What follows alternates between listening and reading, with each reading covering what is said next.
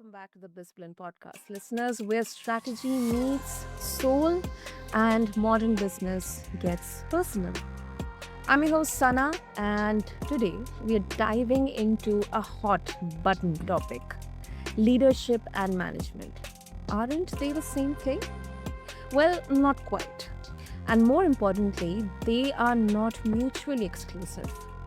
And listeners, joining us is Greg Kaiser. He's the founder of Management Mastery, a mentor to over 1,000 managers, and someone who climbed from the mailroom to the C suite, literally.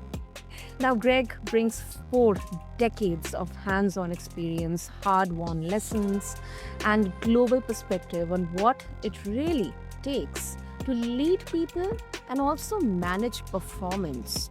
Now, from imposter syndrome to billion-dollar restructuring, Greg's journey isn't just impressive, it is instructive.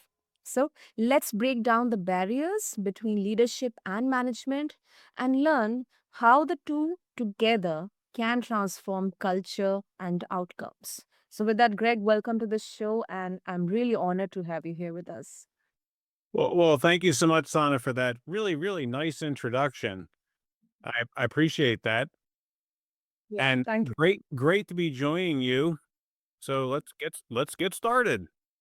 Absolutely, absolutely. And thank you for the kind words. And Greg, to begin with, you have said that management is a craft, which I also agree, one that starts with the ABCs. So let's first try to identify the gray areas in there. What do you see most managers skipping or undervaluing in their early development? That comes back to bite them later. Yeah, so thank you for teeing that question up that way. If you look at employee surveys, companies go out and they talk to their employees and say, "What are the things that you're satisfied with, dissatisfied with?" Every year, year after year after year, going back, I forget how many years, many communications from managers is always at the top of the list. People are saying, "Hey, my manager, like, they don't communicate clearly, they don't communicate frequently enough." So we had this crazy idea at Management Mastery that if you center management activities around communication, all the different components of management start working better. Okay. So it's a bit of a different approach. We also have the not quite crazy idea, but kind of that managers, and you talk to lots of people on your podcast, right? Managers are not particularly well trained to be a manager. They're trained in whatever their technical area of expertise is, but then they put them into this management role, and the expectations are very different, but they don't train them how to be a manager. Yeah, so when I was wrote a book a couple years ago, so I went out and interviewed a bunch of people, and Mm. I said, "Okay, when you became a manager, you're manager, you're executive now. How were you trained?" "Oh, it was trial and error. I just had to figure it out." I'm like, "Well, they don't do that to coders. They don't do that to mechanical engineers. They train them how to do the thing that they do." But Mhm. companies routinely will do this to managers. They're like, "Okay, you're the most productive salesperson we have. Therefore, we're going to make you a sales manager." Well, being a sales manager is really different than being a salesperson. So it's just, have you seen this? You do talk to lots of people. Have you seen examples of this? I mean, personally, I've seen examples. And um, that's where the difference, lies. A particular, let's say, as an employee, I am an excellent individual performer. Yep. I am a performer.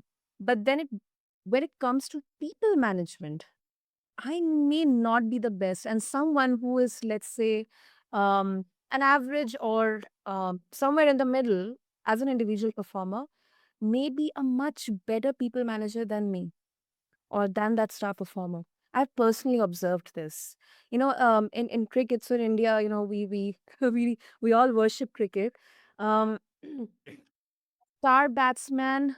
Uh, sometimes we have seen this. A star batsman is not a good captain, but then a good captain, maybe they may perform on certain days, but on certain days they may be completely, out on duck. So that's kind of the observations I've personally made. And I completely agree with you. Well, so the way you teed that up is interesting. So I like to make graphics of things.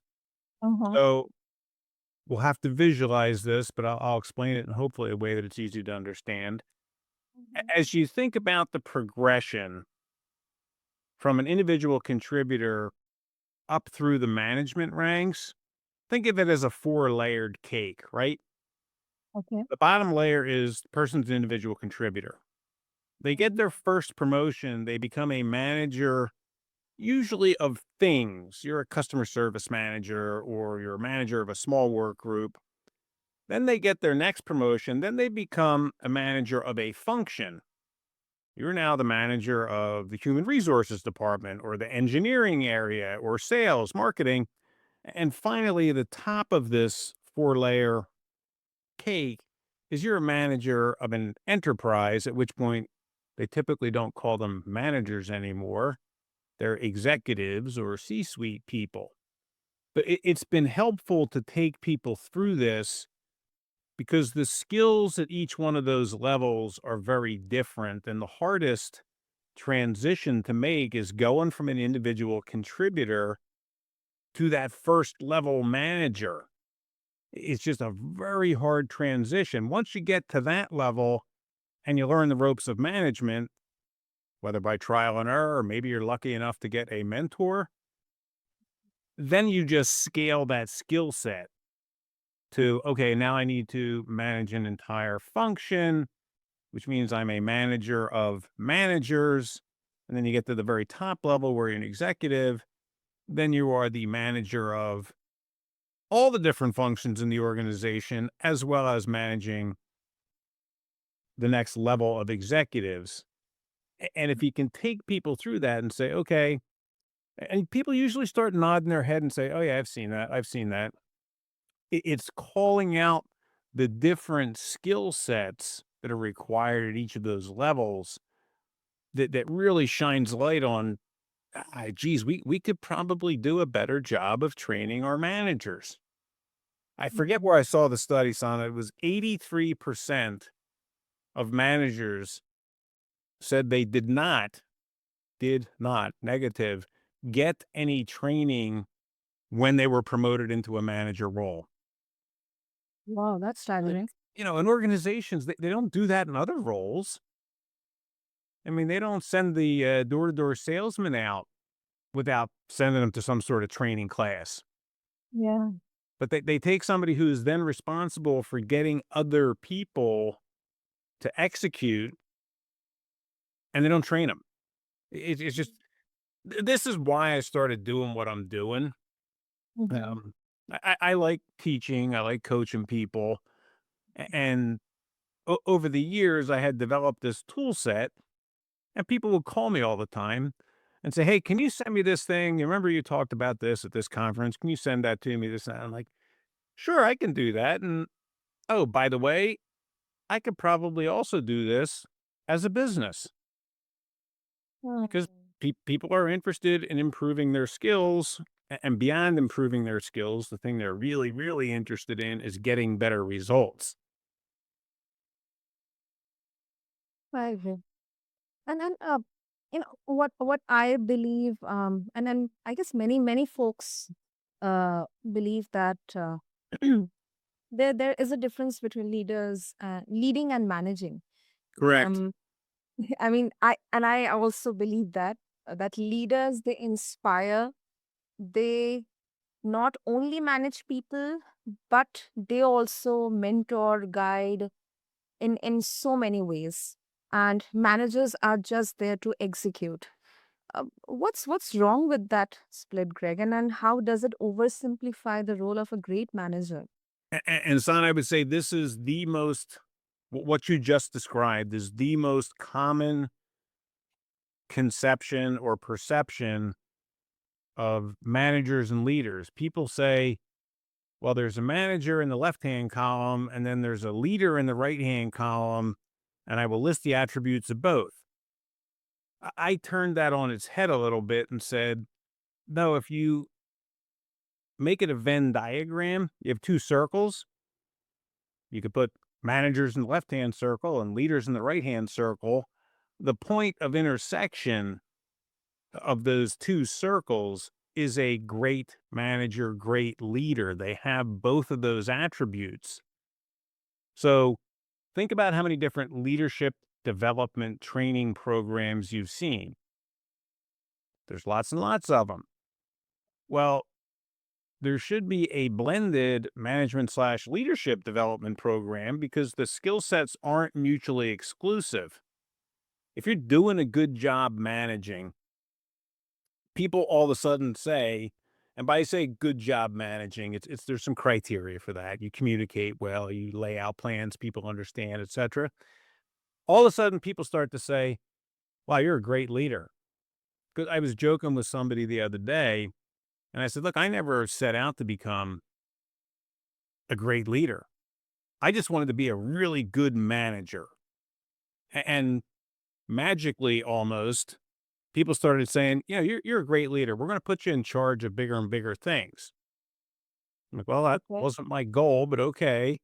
You know, and it's because I understood if you view these things not as you have to be in one column or the other column, you can do both, but you need to be trained on both.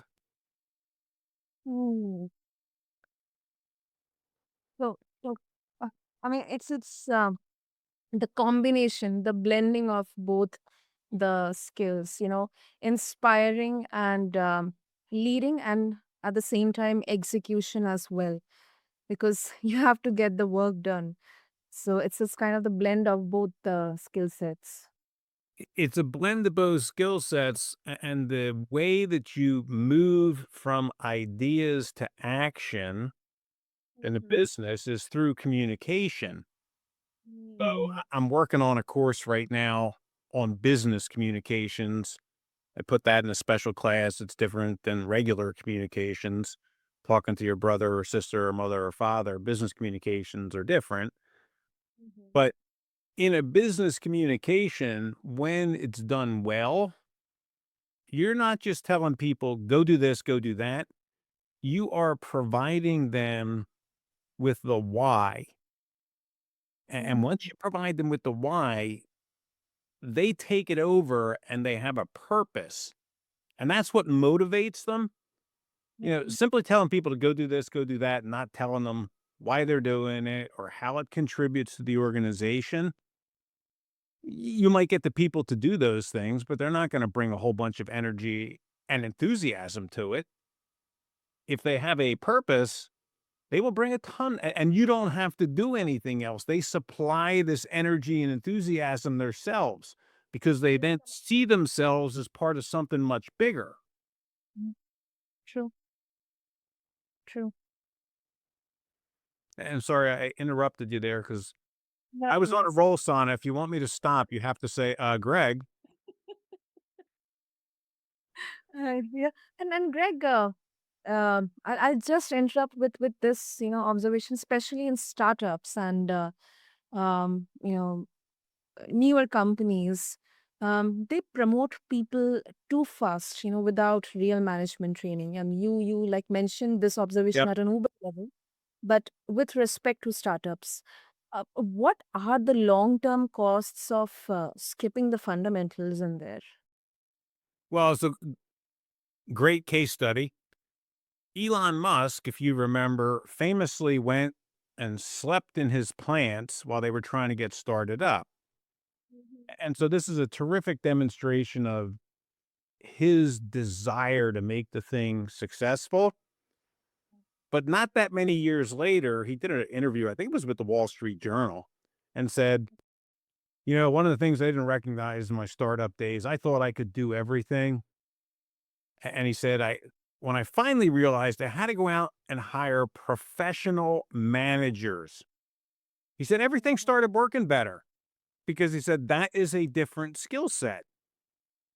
He's very tech oriented and creative and he's a visionary. And fortunately, when he was relatively young, he recognized all those things are fabulous. You got to have them.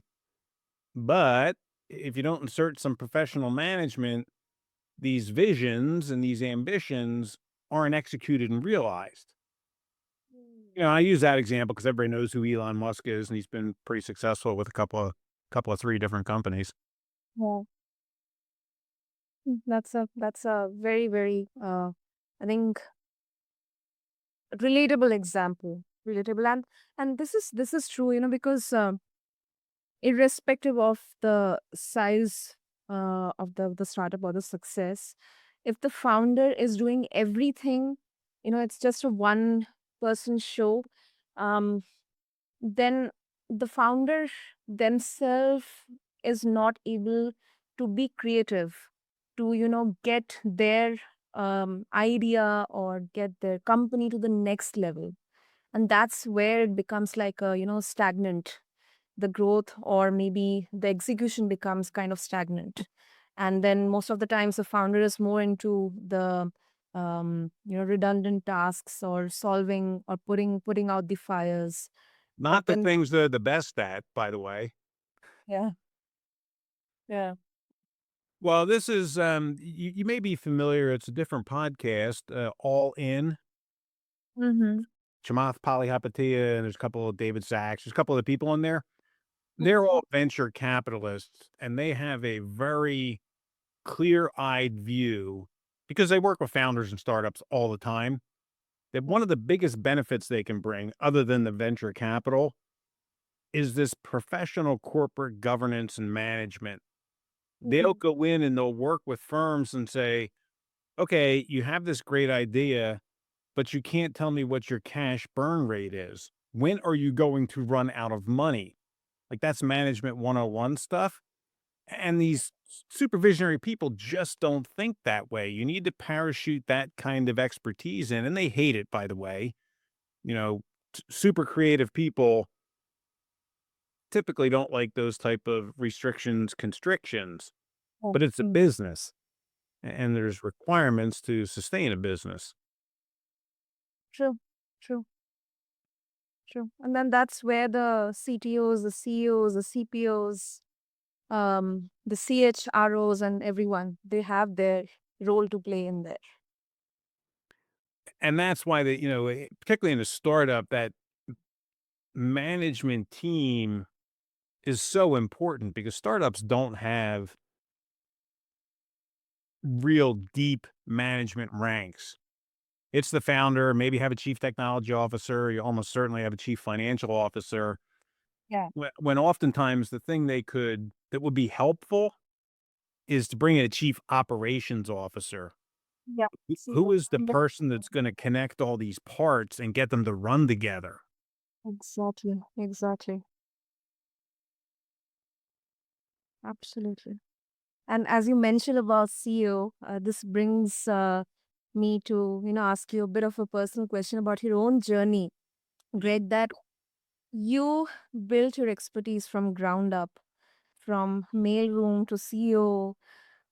If you can share with us maybe a glimpse of that journey. I know it can be really difficult in such a short span of time, but what specific mindset shifts did you have to make at each stage of your climb? Well, so great question. So I can assure you, working in the mailroom does not prepare you for any higher level role. Okay. It's pretty mindless work. But Mhm. I knew I wanted to be in management. I wasn't crystal clear about what that was, but I wanted to be in management. So I got promoted to a couple of different levels and I got really lucky. And this is a good takeaway for, the folks that are listening. I got really lucky. I can't describe it any other way. I had a good mentor when I was in, I don't know, second, third roll up getting promoted. Mhm. Guy would bring me into his office every week, sit me down and say, "Well, tell me what you're working on." So I described to him what I'm working on. He's like, "Do you understand how what you work on fits in the rest of this company? Why you do what you do?" Well, I mean, at that point, I was so young in role. No, I don't really understand. So he would very patiently explain it. And he said, when you do this, this, and this is what happens in the rest of the organization. He said, eventually you're going to be in my job. And he was a couple levels above me, which I didn't believe him at the time. And he said, you need to understand how all these things fit together. He said, because as you move up through the organization, you're going to need to fit all these things together. And he said, when you do it well, everything runs better. So, and I was very also fortunate. I guess it's a innate characteristic. I like to learn new things. So as I moved from level to level, I was continuous. I got my college degree going to night school. And then I got an MBA when I was in my late 40s. I like to learn new things. Okay. Okay. And, I got an MBA. This is people always find this interesting. Like, hey, you're 40 years old, you're pretty successful. Exactly. Uh-huh. Why do you need to go get an MBA? I'm like, well, I don't understand corporate finance well enough. And it's embarrassing to sit in a room and not be able to participate in the conversation. If there's one thing an MBA does, it really trains you in corporate finance. They drill it into your head. So I got that out of it, and it ended up working out pretty well for me. This thing really connected with me, even if you were in your 40s, but you still decided to go for MA because typically and anyone would say that, that time is already gone. Now you are so much experienced that MBA wouldn't be so much fruitful for you. It would be just a wastage of your time and money. But Well, if it's no, this is a great point, Sana. So the fellow that I was reporting to at the time, my boss, I went and said, "Hey, I'm starting this MBA program. This is not really going to affect my work. It's a weekend program. I will have to take every Friday afternoon off." Um, and he looks at me and said, "What do you need an MBA for?" He's like, "I don't have an MBA." And I'm like, "Well," so I explained it to him. I said, "Well, you put me into this job and these are the responsibilities of the job, and I don't understand corporate finance that well." And he just could not understand why Mm. anybody in their, and at that time I was in my mid 40s, would want to go back to school. Yeah. I'm like, "Nah, I just like it. I like learning new things." I mean, I'm 60 something years old now. We just started a new company last year. So we're learning how to use AI and we're learning how to do all these. Well, I'm being overly generous. My wife handles the marketing and the back office technical stuff very, very well. Um, which fortunately we complement that each other in that regard. I like creating content, and then my Mhm. wife does the probably harder work of taking that content and building it into something that can be delivered digitally as well as marketed digitally. Those are different skill sets. So you have to understand, Yeah. hey, I know my limitations, and that is not something I'm good at, but I'm blessed. My wife's good at it. That's brilliant. That's brilliant. Wow. So a lot of creativity and and Greg, you have worked across 5 continents. Yes. Um, what's one universal truth about people management and maybe one cultural difference that taught you a tough but a really, really important lesson? Yeah. So the one management across all cultures always comes back to the mechanics of management. What are the numbers? We have input costs and then we have revenue. Mm-hmm. Revenue exceeds our input costs, we are profitable. You don't need to make it any more complicated than that. Now, to unpack it, you got to make it a, I was getting ready to swear, but I won't. You have to make it a heck of a lot more complicated than that. Yeah. But if you can try to boil things down so that anybody can understand it, that's really helpful. You can use that regardless of what culture you're in. Mm. So, one of the difficult lessons that I learned, and this happened to be over in Asia, a Okay. little farther. What would that be? A little farther east than where you are. Okay. Um, sometimes you can't take what you hear at face value. This is Oh, why I love this. I loved working in India. I managed a couple plants there and spent a fair amount of time there. Super easy to work with the people in India. You know, they you can sit and talk to them. They'll talk with you. Not the same as you go farther east in Asia. The messages tend to be more veiled, symbolic, whatever word you want to use. And okay. I got lucky because I kept getting burnt. I'm like, wait a minute, we agreed on this. They said, no, we didn't agree on that. We talked about it, but we didn't agree on it. Okay. You know, grit teeth. And there was a marketing manager from Korea. She worked in our Seoul office, and she said, "Hey, you should get this book called The Asian Mind Game." Because I was telling her what I was experiencing. I'm like, "What am I missing here?" Like, I just like we're not on the same page. And she's like, "Get the book. It's called The Asian Mind Game." And I apologize, I can't remember who wrote it. And she's like, I've recommended this to tons of Westerners who now find themselves working in the Far East Asia, and it's really helpful. And so I've recommended that book to tons of people that, you know, find themselves job responsibilities or such. They end up getting parachuted into Far East Asia. It's a very, very helpful book that Asian mind it game. helps you cut through that symbolism and, you know, the not quite clear communication. Hmm. It also requires a great deal of patience, which, you know, on some of my not so good days, I'm not real patient. But it taught me that too. Wow. That's quite interesting. I'm going to take this away. I'm definitely going to take this away. And it's really, really strange if rationally if we think anyone, let's say I'm going this for the first time, I would say, but why do I need to understand from a specific cultural point of view? Because, Oh, at the end of the day, I'm just managing people. So irrespective of the country they are in, the basics remain the same. I But can tell you a funny cultural story. okay, okay. So I managed plants all over the world, and Mm-hmm.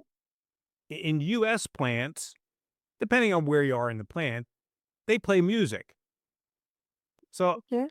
I'm managing this plant down in Brazil, and I said to the plant manager, I said, "Hey, you know, we should start playing music out in the production line." He's like, "Oh, no, that's a really, really bad idea." I said, "No, we won't play it any place where it creates a safety issue, but people seem to like it."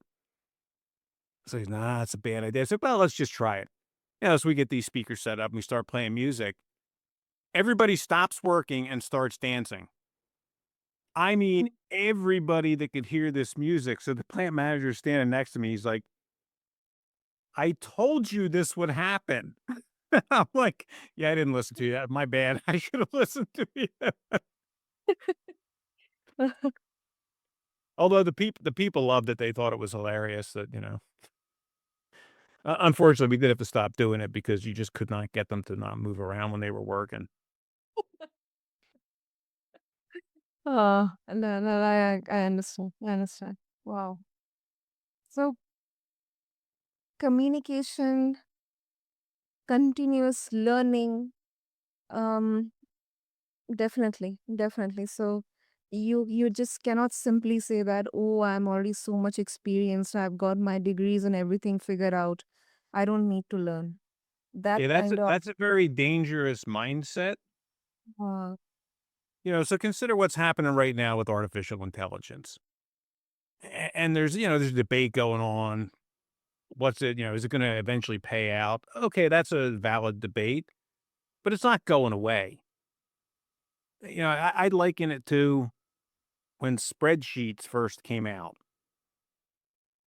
Everybody stopped doing general ledger journal accounting, and they shifted all of those functions into spreadsheets, which eventually became much more sophisticated. And you end up with things like Oracle and SAP. But Mhm. It's going to be the same way with AI. Yeah, they're in the startup phase and it's kind of painful and it's clunky and it makes mistakes. It's going to get better and better and better. So it will be helpful if you become knowledgeable about how it works and what the potential is for it. If you say, well, I don't need to know that because, I've already gotten this far in my career. Yeah, but what got you here isn't going to keep you here. You got to Okay. keep learning these new things because, you're going to try to do business with people and you're not going to understand what they're talking about. Well, we've got these generative AI bots and they're doing this, this, and this. And, if you haven't spent the time to learn about that, the conversation's done, or at least your part of the conversation's done. Yeah. True. Wonderful, wonderful, Greg. So talking about your book before we wrap up, Sure. your you're promoted. Now what? Yeah. It's a book for new managers. Quite a catchy title. Well, my wife came up with that catchy title, by the way. Has She's the she's creative. cheese creator. Absolutely. So, uh, what about the experienced ones, stuck in kind of survival mode, especially the mid-level managers? How can they rediscover mastery and momentum? Any powerful small moves they can do? Well, because the example I like to give people, and I do need to come up with a cricket example. I use a golf example because people play golf all over the world. Tiger Woods is a really good golfer. He has a Mhm. coach. He has a bunch of coaches. He has a putting coach. He has a driving coach. He has a mid iron coach. Tiger Woods, the greatest golfer out there, one of them, arguably. He's got lots of coaches, and they're not teaching him new things. They're going back and they're saying, hey, you've drifted from the fundamentals in this area. So if you look at a mid level manager who's struggling, chances are good that they've drifted from the fundamentals, or maybe they have an outage in one of those areas, that Mm. getting some additional education on that and saying, okay, here are the components of management, here's the mechanics, the techniques that you need to learn to do these, tends to be very helpful. That it comes back to the fundamentals of management. They change slowly. And typically it's additive. You add new things. So if you were a manager in the 1960s, Mhm. you probably didn't have to know that much about technology. If you're a manager in 2025, you better know a heck of a lot about technology and its applications. That and it's the same way with communication. How do you communicate with people? Well, that has changed over time. At a point in time, you used to be able to just give people direction and that was it. They were expected to go do it. It doesn't work like that anymore. Nobody wants to work for a company that operates that way. Exactly. And if you've failed to evolve, if that's the right word, if you fail to evolve and continue to refresh your skill set, you will plateau. The people that have continued to nurture their skill set end up with a bigger skill set. True. True. And I think this is not only in the professional setting, but as holistically, if I can speak, and I am coming from a millennial generation. We are seeing such a pivotal shift in the way people look at life, especially the Generation Zs, who are Mhm. already now ending in the workforce. Now, a few years after Generation Alpha will be also a part of the workforce. So there's so much difference in the way we look at a particular aspect of life. Whether it's learning or it's working, it's earning money, building a presence, building a brand, the lifestyle, everything, thought process, mindset. Apparently, Gen Zs, they are giving more importance towards mental health. Millennials, especially during COVID and post COVID, they are now also giving importance to mental health. And now gradually, even the boomers and the baby boomers, they are now understanding that how important it is to evolve with the different times. It may not be favorable as per your principles, or the times that used to be there back in your era, but you have to keep on evolving, because hate it or love it, if you do not evolve, then you kind of will be outdated. That is Oh, true. you will become ineffective. Exactly. So roughly, because I worked in an organization, they brought me in. This was a consulting engagement, and they were struggling to, I'll summarize, get things done. So I went in, I sat down, I talked to all the managers, and they were all frustrated. They said, "Look, we tell these people what to do, and they just won't do it." I'm like, "All right, well, let me come and sit in some of your meetings." So they go in, they tell people what to do. Go do this, go do that. And I pulled them aside. I'm like, look, I said, I had your HR people create a histogram of who your employees are. They're mostly millennials with a couple of Gen Zs in there. You can't just tell them what to do. You have to tell them why they're doing it. Okay. Yes. And this was just such a shock for them. Like, what do you mean I have to tell them why? They just have to get it done. Like, no, no, they want to understand why. Like, this is not a bad thing. This is a good thing. They want to understand why. They want to feel like they're part of something big. So, we made a couple simple changes in how they communicated with people and explained the purpose for doing things. And a lot of their "I can't get people to do anything" problems went away. Most people knew not only what they were supposed to do, they were told, but why, how it helped them understand where they fit in the bigger picture. And people got more motivated. Like, oh, I'm part of this big organization. And when I do this seemingly small thing, it has this gigantic impact. Well, somebody has to be patient enough to sit down and think through that and explain it to them. And if you get frustrated and say they won't do what I tell them, it's not them, it's you. Like, look in the mirror, it's not them, it's you. Which people don't like to hear that message, by the way. I know. I know. I know. Wonderful. Wonderful, Greg. So, if our listeners would like to connect with you and get a hold of your book and your wonderful resources that you're sharing, what will be the best way? Sure, and thank you so much for asking. So, easiest way to get a hold of me is via LinkedIn. It's Greg Kaiser Sr., because Greg Kaiser Jr. is also out there. Um, and the book, Management Rescue, You're Promoted Now What, is available on Amazon, like most books. And then our company website is managementmastery.solutions. We had to wait till the .solutions domain became available. We thought it was clever because we provide solutions. Yep. Yep. But it's a weird website name. It's not, managementmastery.com. It's managementmastery.solutions. That's once again creative. It's creative. Wonderful. I'll make sure to have the link and all the details in the show notes. And I appreciate that. Thank you.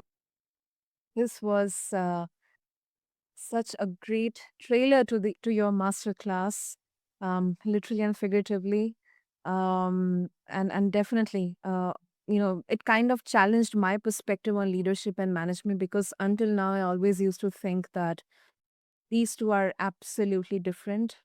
Most Um, people do. yeah, and it definitely helped me understand, and I hope for all the listeners as well. So thank you so much. Well, thank you, Sana, and have a fabulous. If you're in India, it's really late, so have a fabulous night. Thank you, Greg, and to all the listeners. If you have ever wondered whether you are leading enough, managing too much, or just stuck in the fog of imposter syndrome, I hope today's episode definitely served your purpose. And leadership and management are definitely two sides of the same coin. When balanced, they don't just move projects, they move people. And to connect with Greg and check out his book, You Are Promoted. Now what? Refer to the show notes and also learn more about his company, Management Mastery. Until next time, keep blending strategy with soul. And this is your host, Sana, signing off from BizBlend.